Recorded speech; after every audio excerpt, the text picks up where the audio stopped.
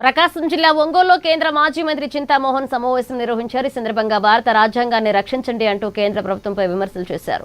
దేశంలో ప్రస్తుతం ఉన్న బీజేపీ పాలన అస్తవ్యస్తంగా మారిందని, రాజ్యాంగం కల్పించిన ప్రజాస్వామ్య హక్కులను స్వేచ్ఛను హరించే ప్రయత్నం జరుగుతోందని ఆరోపించారు.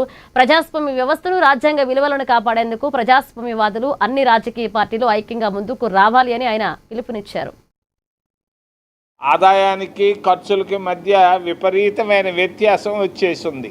ఈ పరిస్థితుల్లో భారతదేశం 12 సంవత్సరాలుగా చాలా అనిశ్చిత పరిస్థితుల్లో ఉంది. నరేంద్ర మోడీ గారు దేశాన్ని పాడు చేస్తున్నారు. చెప్పక తప్పదు. ఒకప్పుడు కాంగ్రెస్ పార్టీ అధికారంలో ఉన్నప్పుడు బ్యాంకుల్ని జాతీయం చేసింది. బ్యాంకుల ద్వారా యువతకు సహాయం చేసింది, నిరుద్యోగులకు సహాయం చేసింది.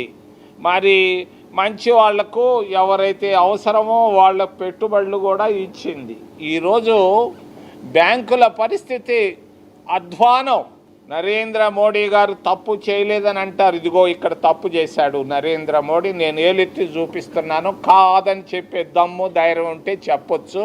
భారతీయ జనతా పార్టీ కానీ వాళ్ళు కానీ 16 లక్షల కోట్ల రూపాయలు బ్యాంకు రుణాలను మాఫీ చేయడం జరిగింది. ఎవరికి చేశారు? ఎస్సీలకు చేశారా, ఎస్టీలకు చేశారా, ఓబీసీలకు చేశారా, మైనారిటీలకు చేశారా?